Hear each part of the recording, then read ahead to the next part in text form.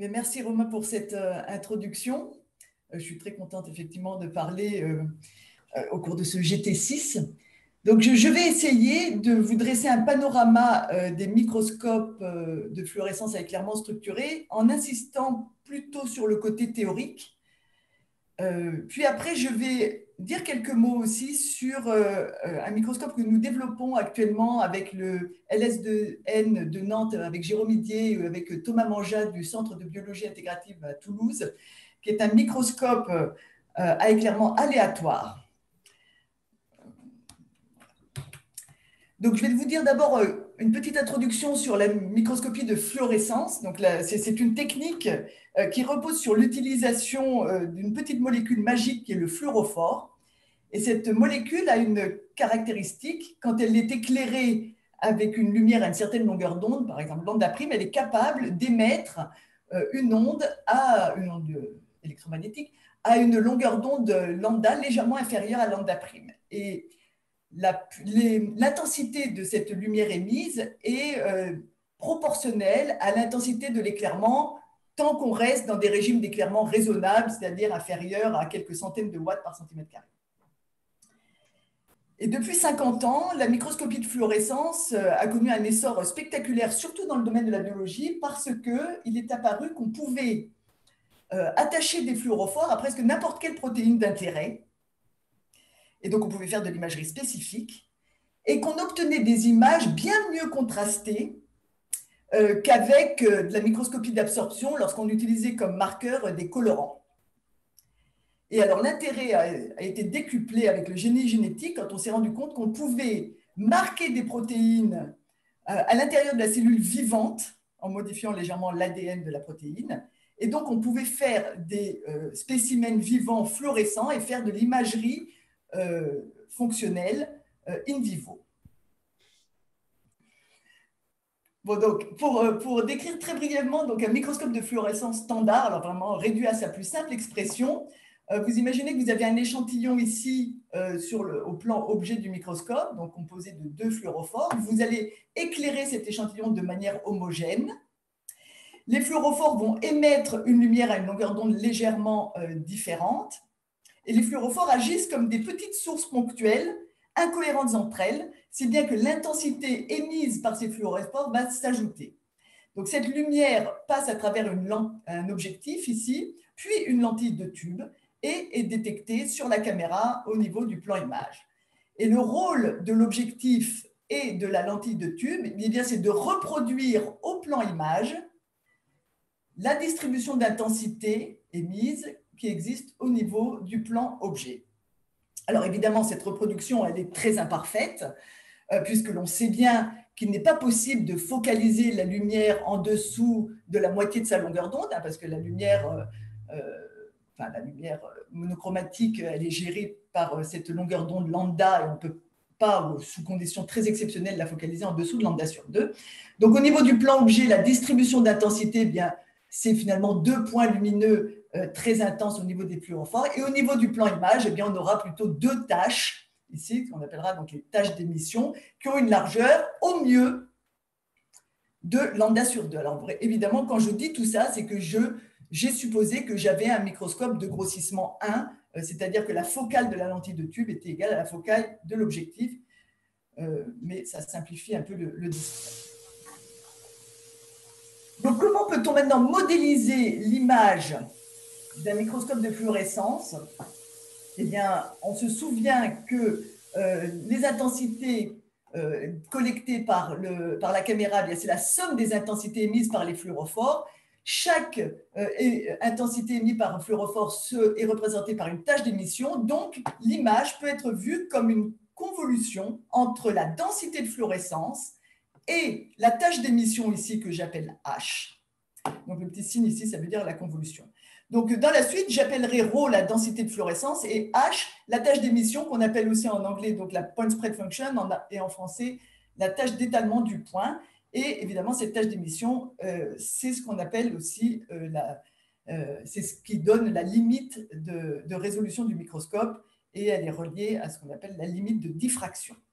Donc, si on la regarde un petit peu plus en détail, cette tâche, qui a une largeur à peu près de lambda sur 2, eh bien, si on prend sa transformée de Fourier, on se rend compte qu'on obtient un support qui est un disque. Le support de la transformée de Fourier est un disque dont le rayon est de 2 sur lambda. Et donc, on se rend compte donc que l'image que l'on obtient sur la caméra, eh bien, c'est l'objet filtré par un filtre passe-bas qui coupe toutes les fréquences spatiales de l'objet au-delà de 2 sur lambda, que j'appellerai dans la suite nu-ops. Donc, c'est la fréquence de coupure du microscope. Évidemment, je parle là d'un microscope parfait, avec les lentilles, les meilleures lentilles possibles. On ne peut pas faire mieux que ça. Donc, on se rend compte rapidement que si l'on a deux fluorophores qui sont un peu plus proches que lambda sur 2, bien, on ne pourra pas les distinguer sur l'image. Et en gros, la limite de résolution, c'est quand les deux fluorophores sont éloignés d'à peu près 0,6 lambda. Comment faire pour améliorer la résolution au-delà de ce lambda sur 2, étant donné que cette tâche d'émission, c'est quelque chose de fondamental, c'est de la physique, on ne peut pas y toucher. Eh bien, on ne peut jouer que sur l'excitation des fluorophores.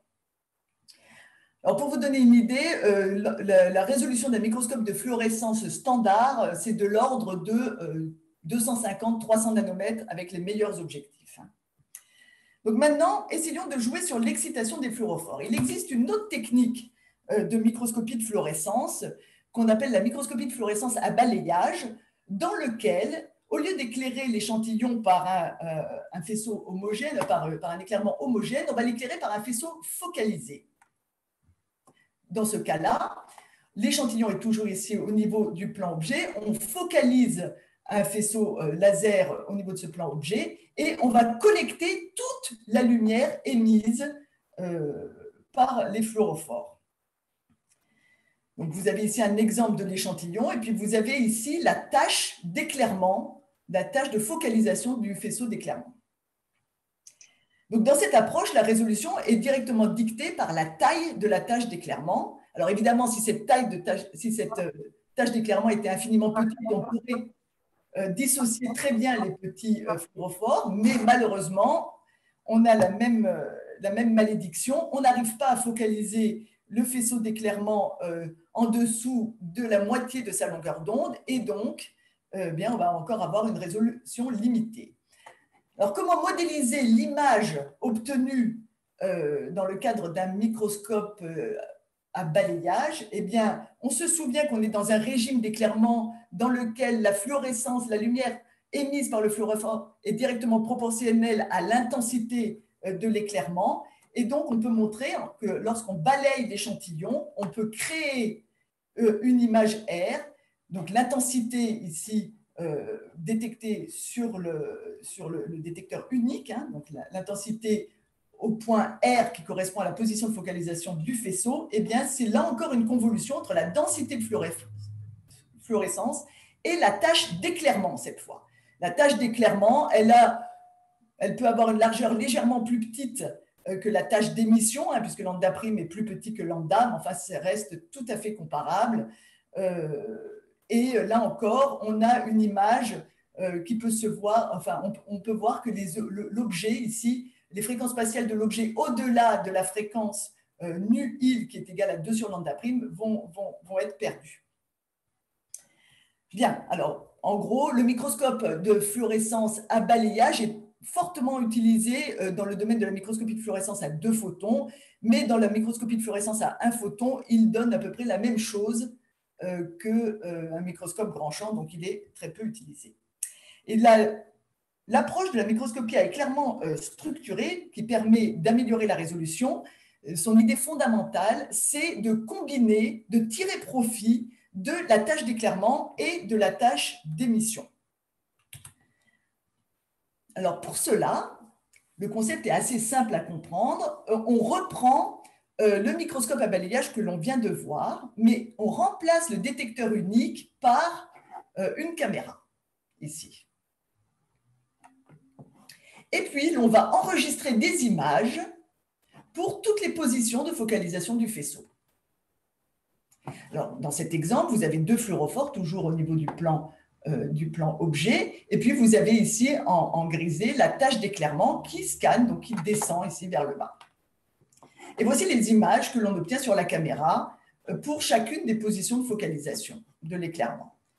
La modélisation de ces images est assez simple puisqu'il s'agit, là encore, donc c'est des images qui dépendent, donc l'intensité au point d'observation OBS pour un point de focalisation FOC peut se voir comme la convolution, là encore par H, la tâche d'émission, du produit entre la densité de fluorescence et l'éclairement. Je suis toujours dans le cadre d'un régime linéaire où la lumière émise est proportionnelle à l'intensité reçue. Donc, nous avons maintenant un stock d'images obtenues pour différents points de focalisation et nous voulons reconstruire à partir de ce stock d'images une image super résolue. Alors, je vous fais remarquer qu'ici, j'ai pris deux fluoréphores qui étaient distants de 0,4 lambda, c'est-à-dire bien en deçà de la limite de résolution du microscope à balayage standard ou du microscope plein champ que je vous ai montré tout à l'heure. Mais on voit quand même qu'on a de l'information dans ces images parce qu'elles ne sont pas pareilles hein, lorsqu'on scanne ici le faisceau. Donc, comment faire pour reconstruire une image super résolue? Eh bien, la technique la plus simple, elle consiste à dire, eh bien, pour chaque image ici, obtenue pour des points de focalisation qui sont indiqués par le petit O ici, du faisceau, et je vais prendre l'intensité uniquement à la position du point de focalisation. Donc, l'intensité au point RFOC de mon image super résolue, ben, ce sera l'intensité des images basse résolution que j'ai obtenues en RFOC pour un point de focalisation à RFOC. On voit instantanément que la modélisation de cette image est très simple puisque c'est la convolution de la densité de fluorescence ρ avec ici le produit de la tâche d'éclairement et de la tâche d'émission. On a donc une image qui peut se voir comme la convolution de ρ avec une nouvelle PSF, une nouvelle point spread function, qui est le produit de ces deux tâches. Et cette nouvelle PSF, elle est plus piquée, parce que si vous vous souvenez un petit peu de comment marche une transformée de Fourier, vous voyez que le support de la PSF, ici, super résolue, eh bien, c'est un support qui va beaucoup plus loin que NUOPS, donc la fréquence de coupure de H, qui va beaucoup plus loin que NUI, la fréquence de coupure de E, et qui vaut NUOPS plus NUI ici. Donc voilà ici le support de ce que j'appelle la PSF confocale, et ici le petit, la valeur de la tâche confocale dans l'espace direct. Et vous remarquez ici que pour ces deux fluorophores séparés de 0,4 lambda, eh bien évidemment, il est impossible de les distinguer avec une microscopie à éclairement homogène, alors qu'il est tout à fait, enfin bon, il est un petit peu possible de les distinguer avec la microscopie confocale. Alors malheureusement, la microscopie confocale, enfin, disons, en théorie, c'est très beau, mais en pratique, ce n'est pas super parce que cela nécessite de mesurer l'intensité uniquement au point de focalisation. Donc, c'est vraiment, on n'utilise qu'un seul pixel de toute cette grosse image. C'est quand même dommage de jeter toute cette information à la poubelle.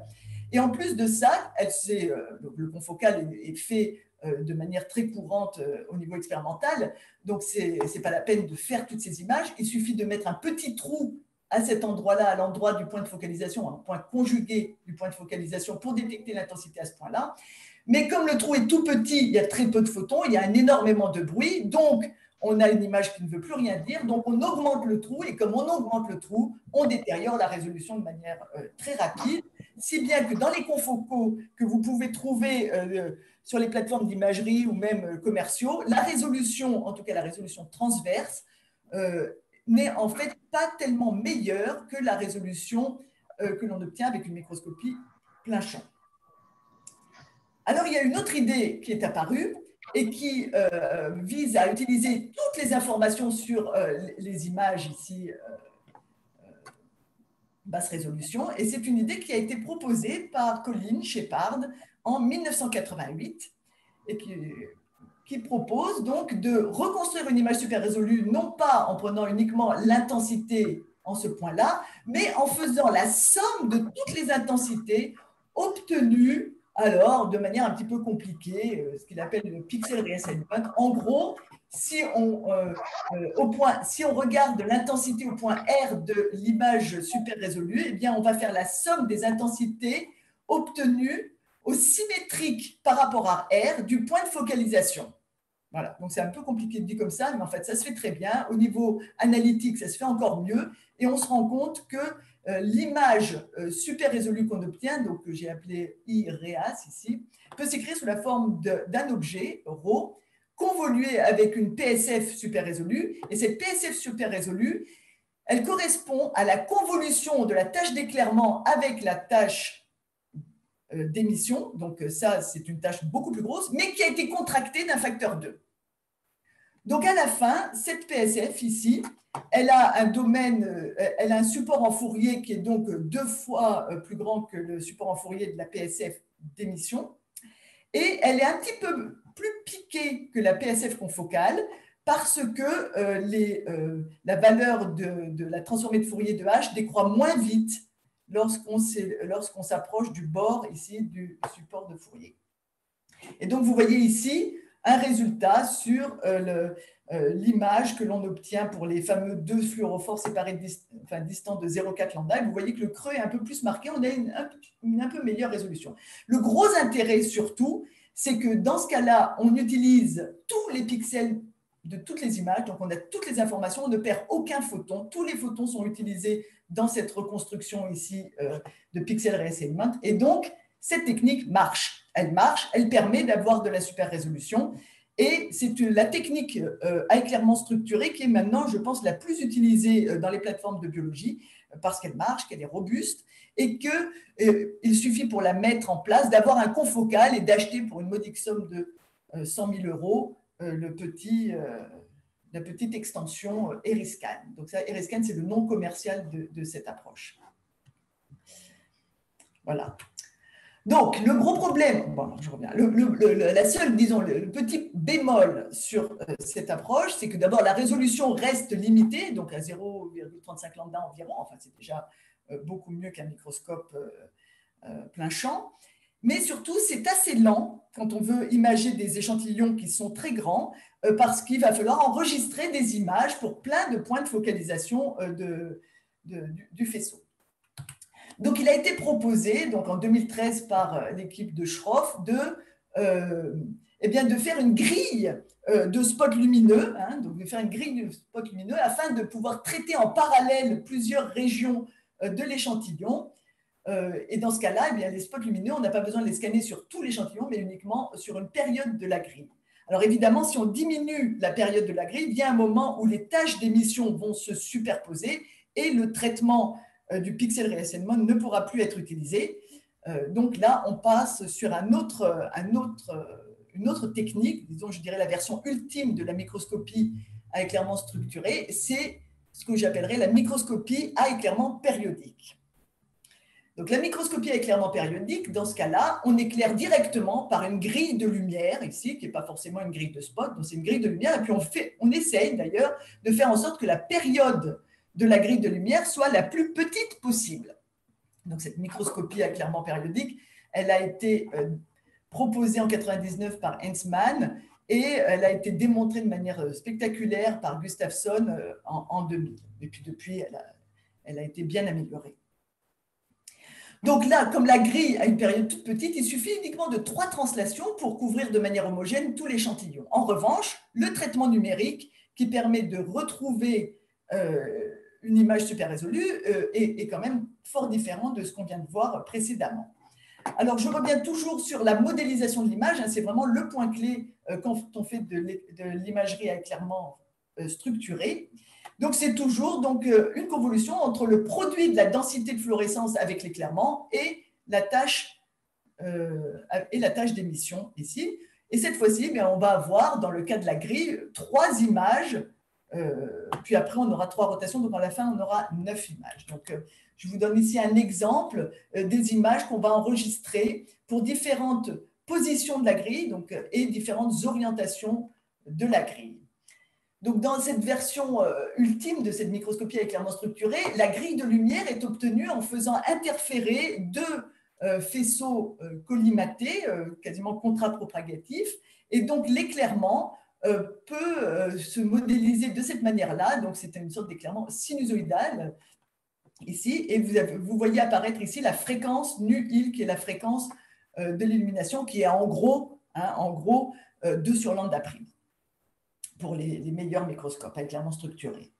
Et le traitement, donc comment, à partir de ces images ici, basse résolution obtenue pour différentes positions de la grille, comment peut-on reconstruire une image super résolue? Eh bien, dans ce cas-là, le traitement se fait dans l'espace de Fourier. On se rend compte que la transformée de Fourier de cette image, donc le F ici, ça veut dire transformée de Fourier, que je prends à la fréquence nu, eh bien, va dépendre de la transformée de Fourier de l'objet pris à 3 fréquences différentes, donc nu, nu moins nu-il, nu plus nu-il. Et donc, toute l'astuce, c'est d'essayer de distinguer ces 3 fréquences. Et pour cela, on va utiliser le fait qu'on a 3 images à des positions différentes, ce qui permet de faire bouger ici les petits coefficients alpha et bêta qui multiplient ces fréquences-là et qui viennent de la phase ici des images. Donc, on y arrive très bien. Et à la fin, on est capable de reconstruire une image super résolue de l'objet qui peut s'écrire comme l'objet convolué avec une PSF super résolue. Cette PSF super résolue a un support en Fourier qui est tout simplement le support de la PSF, de la tâche d'émission ici, mais déplacé de nu-il à chaque fois. Donc, ça vous fait une sorte de rosace comme ça. Et alors, le gros intérêt, c'est que cette transformée de Fourier ici de la PSF super résolue, elle décroît assez lentement sur les bords. Et donc, ça fait vraiment une PSF très piquée, encore mieux piquée que les Riscan. Et on arrive à avoir des résolutions qui sont proches de lambda sur 4. Donc là, vraiment, c'est la méthode, en fait, la méthode avec l'illumination structurée, c'est la méthode qui permet d'avoir la meilleure résolution. Oui, alors le problème qu'il y a, enfin, un petit bilan sur ces méthodes à éclairement structuré. Le petit bilan sur ces méthodes à éclairement structuré, c'est toujours le même, hein, finalement, que ce soit un faisceau focalisé ou une grille d'illumination. L'idée, c'est de former des images du même échantillon avec différents éclairements. Donc, toutes ces images sont basse résolution, hein, elles sont, toutes les fréquences spatiales au-delà de nu-ops ont été coupées, mais par contre, elles contiennent des informations sur l'objet jusqu'à des fréquences qui sont égales à nu-ops plus nu-il. Ensuite, on combine ces images, on fait des combinaisons linéaires de ces images, donc des sommes et des multiplications par des scalaires, et on arrive à obtenir une image super résolue qui peut s'écrire comme l'objet convolué avec une PSF plus piquée, donc qui a en Fourier un support plus étendu. Donc, ce sont des techniques qui sont très appréciées en biologie parce qu'elles sont dans des régimes d'éclairement peu toxiques, hein, donc on est toujours dans le régime linéaire de stimulation de la fluorescence.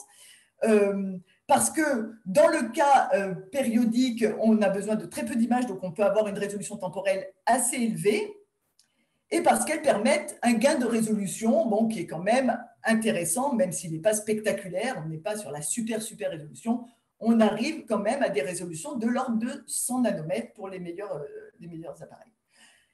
La grande contrainte sur ces techniques, c'est que toutes les techniques de reconstruction que je vous ai montrées, elles nécessitent la connaissance de l'illumination. Donc, elles nécessitent soit la connaissance du point de focalisation, soit la connaissance de la période et de l'orientation de la grille et de sa position. Et ça, c'est un point clé, surtout pour la microscopie à éclairement structuré périodique, parce que dès qu'on a une mauvaise estimation de la période de la grille ou de son orientation, eh bien, on va avoir des artefacts importants sur les reconstructions.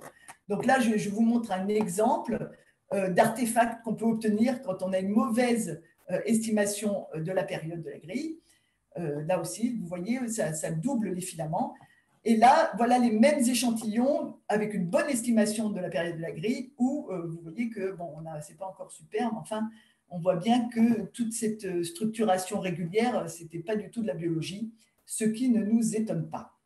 Donc ça, c'est vraiment une difficulté très importante qu'on a en microscopie à éclairement structuré. Il faut très bien maîtriser, contrôler les illuminations. Et alors, ça se voit encore aussi sur un autre problème, c'est que si la grille elle est distordue, par exemple par l'échantillon lui-même, hein, avec des aberrations, donc elle n'est plus périodique et qu'on ne le sait pas, eh bien on va reconstruire un objet qui ne sera pas effectivement tout à fait fidèle à l'objet. Et voilà, et ça, c'est des reconstructions expérimentales à chaque fois. Hein. Dans le cas où vous avez une grille périodique, voilà l'objet que l'on obtient. Si la grille est distordue, on a introduit des aberrations de manière intentionnelle, mais qu'on ne les prend pas en compte, hein, on ne sait pas que la grille est distordue, ben on va obtenir une reconstruction dont on sera très content, mais qui ne correspondra pas à l'objet.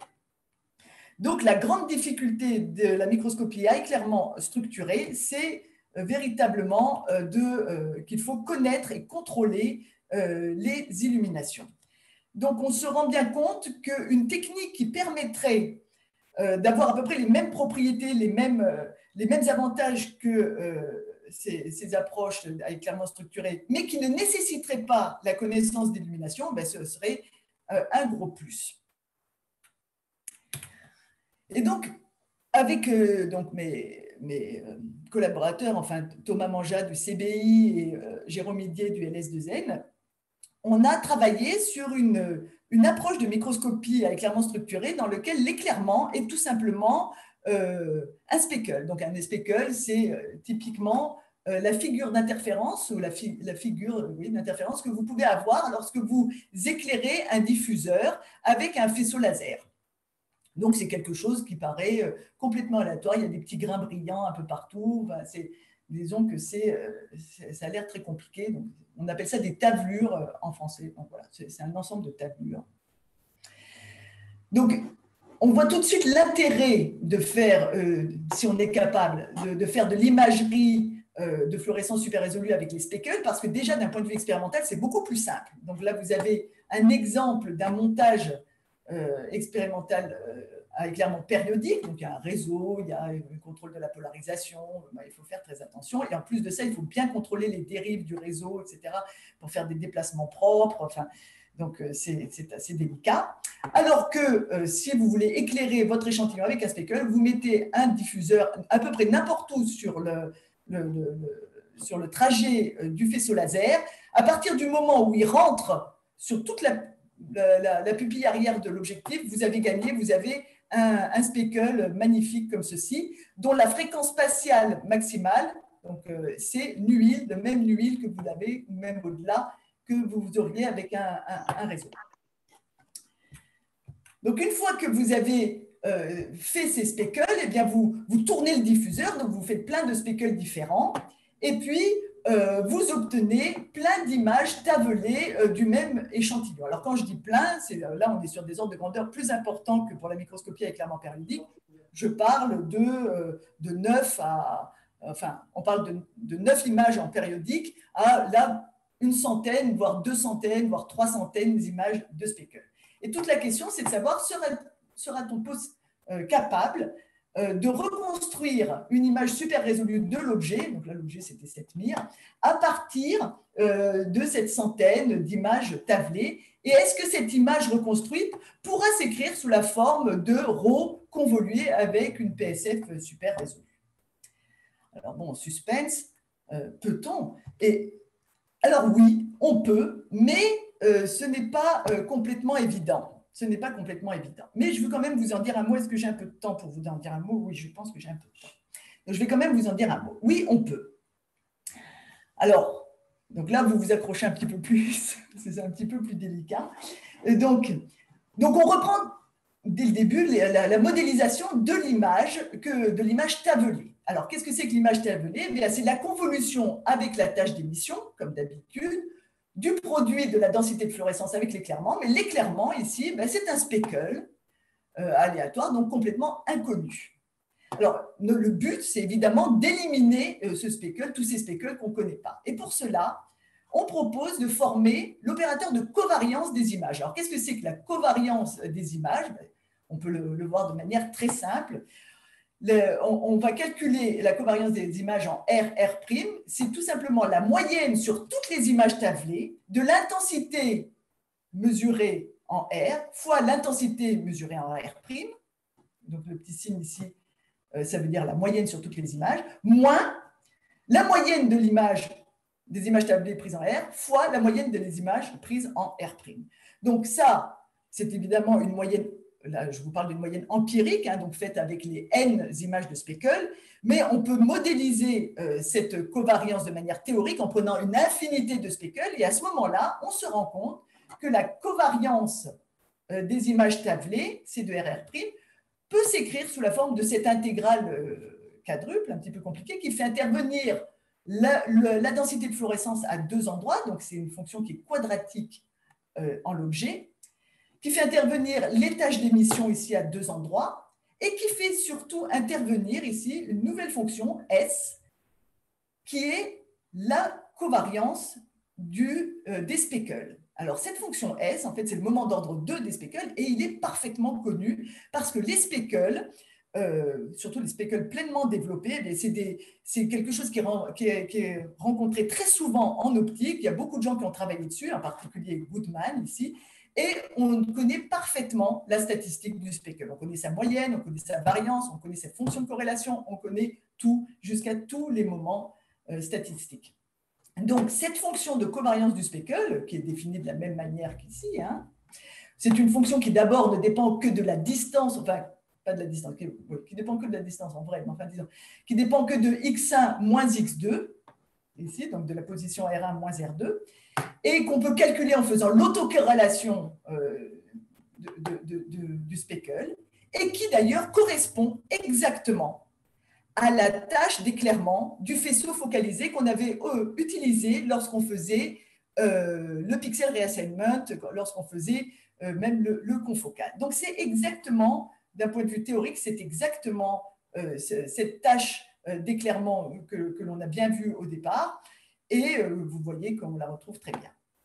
Mais il y a une grosse différence entre cette covariance du speckle qui ressemble à la tâche du faisceau focalisé et la véritable tâche de faisceau focalisé. Cette grande différence, c'est que les statistiques du speckle et donc leur covariance ne sont pas modifiées si on introduit des aberrations ou du scattering sur le chemin du speckle. Et ça, c'est fondamental.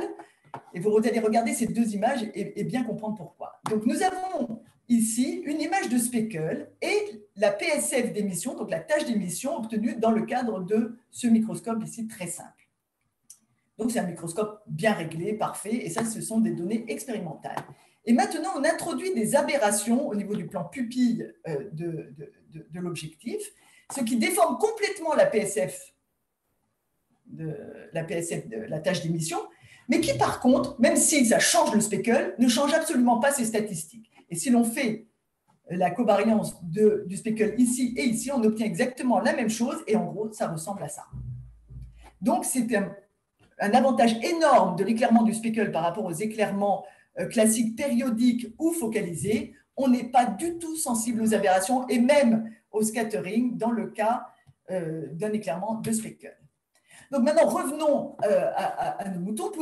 Pouvons-nous retrouver une image super résolue à partir de ces images tablées? Eh bien, une fois qu'on a formé la fonction de corrélation, l'opérateur de covariance ici de nos images tablées, eh bien, on se rend compte que cet opérateur est un opérateur défini positif, qu'il admet une racine carrée, et la racine carrée de cet opérateur défini positif peut s'écrire effectivement sous la forme de l'objet convolué avec une PSF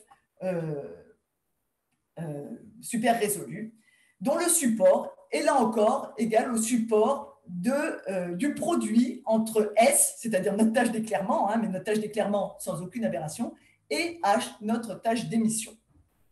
Alors, il y a des petites conditions quand même importantes, qui est qu'il faut que le support de S soit inclus dans le support de la PSF d'observation, ce qui est en règle générale pas le cas, puisque la fréquence lambda prime étant toujours légèrement plus petite que la fréquence de lambda, en fait, le support de S est légèrement plus grand que le support de la PSF d'observation, de la tâche d'émission, mais enfin, on va espérer que quand même, on est vraiment quand même très très proche de supports équivalents.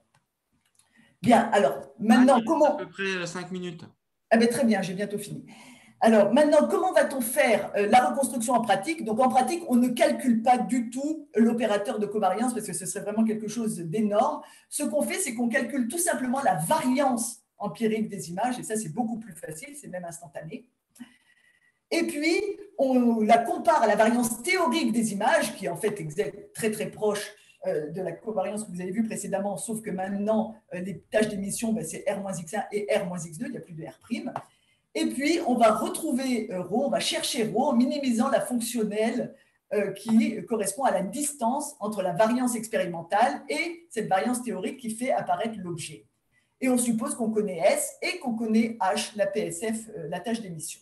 Alors S, c'est très facile à connaître parce que ça ne bouge pas même si vous avez des aberrations. H, c'est plus difficile. Et ça peut être, c'est un problème quand il y a des aberrations sur H. Mais au moins, on a enlevé tous les problèmes liés aux aberrations, à la distorsion sur l'éclairement. Donc, la difficulté dans cette minimisation, ben, c'est qu'il faut faire plein de calculs de variance théorique pour essayer de coller au mieux à la variance expérimentale. Comme cette variance théorique, c'est une intégrale quadruple ici, eh bien, il faut, pour aller plus vite, on utilise une décomposition astucieuse qui permet de remplacer cette intégrale quadruple par une somme d'intégrales doubles. Je ne vous en dis pas plus, vous verrez tout est expliqué dans ce papier ici.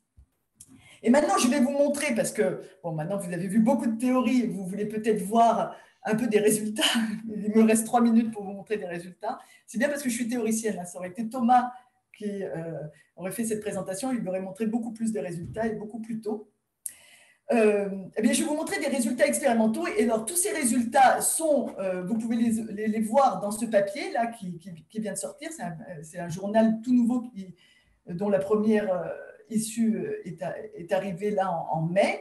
Et c'est un journal qui est en libre accès, donc vous pouvez voir tous ces résultats, vous pouvez les retrouver. Et tous ces résultats expérimentaux ont été obtenus par Thomas Manja au CBI de Toulouse. Alors, la première chose, c'est de regarder les performances de RIM par rapport à un microscope fluorescence standard. Eh bien, on se rend compte sur ici des objets calibrés que la résolution de RIM est à peu près 2 fois meilleure que la résolution d'un microscope standard. Vous voyez ici, vous avez des lignes séparées de 180 nanomètres qui sont distinguées en microscope standard, un petit peu déconvoluées quand même pour améliorer. Là, vous n'arrivez pas à les distinguer, là, vous n'arrivez plus à les distinguer, alors que vous arrivez avec RIM à distinguer jusqu'à 90 nanomètres de séparation entre les deux lignes. Ce microscope RIM, il a été implémenté aussi pour faire du 2 couleurs. C'est extrêmement facile de faire du découleur avec RIM puisque on peut faire des speckles à différentes longueurs d'onde avec le même diffuseur. L'idée, c'est qu'il faut qu'à chaque fois que le speckle remplisse entièrement la pupille de l'objectif. Donc là, pareil, on regarde des objets calibrés et on montre qu'on est capable de bien localiser les fluorophores rouges et le fluorophore vert qui est au milieu. Donc ça, c'est des DNA nanorouleurs. Puis nous avons fait des comparaisons entre RIM et les microscopies à éclairement structuré, celles à éclairement structuré périodique et celles à éclairement focalisé.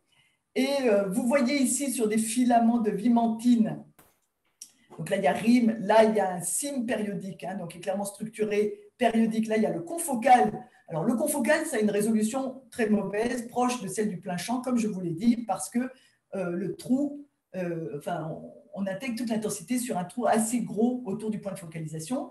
Le STED ici, c'est un petit peu le juge de paix, c'est celui qui nous donne l'image avec la meilleure résolution. Ça, je vous en parlerai. Je ne vous en parle pas, c'est des microscopies qui peuvent difficilement être utilisables sur du vivant parce que les éclairements sont très, très intenses. Et vous voyez que le RIM est mieux résolu que le confocal et il est presque mieux résolu, il est même mieux résolu que le SIM parce que dans ce cas-là, il était particulièrement difficile de retrouver la période de la grille car on avait des fluorophores pour lesquels le lambda d'émission était très différent du lambda d'excitation. Alors ici, vous avez une autre comparaison, donc ça c'était assez proche de la lamelle du microscope, mais on peut regarder maintenant loin de la lamelle du microscope parce que lorsqu'on va loin de la lamelle du microscope, souvent, les microscopes à éclairement périodique ne marchent pas parce que la grille de lumière est fortement distordue par l'échantillon lui-même. Donc, dans ce cas-là, on a comparé RIM avec un microscope à éclairement structuré, mais à balayage, donc le fameux Eriscan, qui est la version commerciale du Pixel Reassignment. Et vous voyez, donc là, c'est des myosines que l'on regarde dans un échantillon de pattes de mouche. Et vous voyez qu'on a une bien meilleure résolution que l'Eriscan ici. Et les petits points que vous voyez et que vous ne voyez pas ici, ce ne sont pas du tout des artefacts parce que la myosine apparaît sous forme de petits doublés de fluorescence. Et là, on voit très bien les doublés de fluorescence, alors que là, on les voit beaucoup moins. Donc là, ce ne sont pas des artefacts et là, c'est juste un peu moins bien résolu. Donc, on a continué notre investigation des performances de RIM en faisant même du 3D. Alors, c'est un faux 3D parce qu'à chaque fois, on déplace l'échantillon et on fait une image super résolue, coupe par coupe. Donc, c'est un faux 3D, mais ça permet de montrer que sur une grosse patte de mouche, on était capable de faire des images avec une résolution comparable, très proche de la lamelle, donc en Z égale 0, ici, très proche de la lamelle, et très loin de la lamelle, à Z égale à peu près 90 microns. Et la résolution ne s'était pas beaucoup dégradée. Et ça, c'est vraiment dû au fait que l'éclairement, eh bien, il conserve ses propriétés statistiques, donc on n'a pas de problème d'aberration sur l'éclairement, ce qui est quand même un point clé.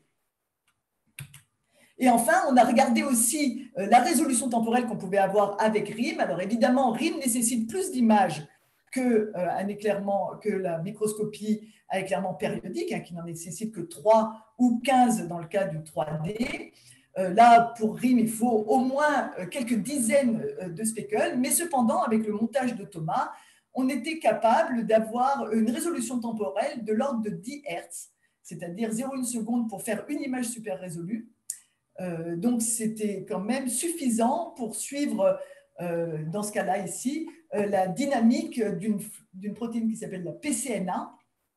Donc, on a suivi dans une cellule vivante ici. On a pu faire des trajectoires, montrer que voilà, ça allait plus vite en early S, en mid S. Bon, bref, ça, c'est de la biologie. Et bref, on a montré qu'on était capable au moins d'avoir la résolution temporelle qui allait bien pour suivre ce genre de problème. Donc voilà, je voudrais conclure maintenant sur la microscopie super résolue à éclairement aléatoire parce que c'est quand même notre travail. Donc vous souvenez que le principe c'est tout simple, hein, il faut éclairer votre échantillon fluorescent avec des speckles que vous formez à l'aide d'un gros diffuseur placé sur le chemin optique du laser. Vous vérifiez bien que ce speckle remplit la pupille arrière de l'objectif. Donc, vous avez une centaine, voire 200 images basse résolution tavelées, mais qui dépendent des fréquences spatiales de l'objet, jusqu'à NUOPS plus NUIL, hein, bien sûr, comme en microscopie à éclairement structuré classique. Je vous ai montré qu'on pouvait théoriquement obtenir une image super résolue à partir de ces images tablées sous la forme d'une convolution entre ρ et une PSF haute résolution, dont le support, c'est un disque de rayon NUOPS plus NUIL. Mais la technique de reconstruction qu'on a utilisée, elle est basée sur l'étude de la variance et sur la minimisation de la distance entre variance expérimentale et théorique. Alors, je pense que cette microscopie à éclairement aléatoire, j'espère en tout cas, sera adoptée par les gens qui font de la microscopie de fluorescence super résolue, parce qu'elle a plusieurs intérêts. D'abord, elle permet d'avoir une image super résolue qui est reliée linéairement à l'objet, et ça, c'est très important, hein, comme la microscopie Eriscan et comme la microscopie à éclairement périodique. Elle a une résolution qui est comparable à la microscopie à éclairement périodique, mais elle est beaucoup plus robuste que la microscopie à éclairement périodique, et en particulier, elle permet d'aller en profondeur dans les tissus, parce qu'on l'éclairement n'est pas affecté par les aberrations, et puis il y a une grande facilité expérimentale. Alors évidemment, il y a des limites à cette technique. En particulier, la première limite, c'est qu'il faut bien être capable d'évaluer la variance empirique, donc il faut un certain nombre d'images de speckles, donc ça limite quand même la résolution temporelle de cette approche. Il faut connaître, a priori, la tâche d'émission, hein, donc ça veut dire qu'on va avoir les mêmes contraintes. Si la tâche d'émission est avérée, on aura les mêmes contraintes que celles qu'on a en microscopie à éclairement structuré classique. Par contre, S, c'est-à-dire la tâche d'éclairement, je dirais, qui est la variance des speckles, elle n'est pas du tout affectée par les aberrations, donc on la connaît toujours. Et alors le troisième point, et c'est un point clé, c'est qu'il faut que la variance que l'on calcule, moi je ne vous ai parlé que de la variance théorique sans prendre en compte le bruit, il faut que la variance signal, donc la variance utile, soit bien supérieure à la variance du bruit. Qu'est-ce que c'est que la variance du bruit? Eh bien, c'est typiquement le bruit de photon qui provient de la fluorescence hors focus. Et malheureusement, comme on éclaire en champ large, on peut avoir de la fluorescence hors focus, et à un moment donné, eh bien, la variance que l'on va calculer due au speckle ne sera noyée dans la variance qui viendra du bruit de photons. Et là, dans ce cas-là, eh bien, on ne peut plus rien faire. Voilà. Et puis, juste pour dire les perspectives, bon, ben, la grande perspective qu'on a là-dessus, c'est qu'on va travailler maintenant sur un microscope à éclairement aléatoire toujours, mais on va faire des reconstructions tridimensionnelles parce que pour l'instant, faire des reconstructions coupe par coupe, ce n'était pas élégant. Et on espère gagner beaucoup en résolution temporelle en faisant des reconstructions tridimensionnelles de manière globale. Voilà. Eh bien, je vous remercie pour votre attention.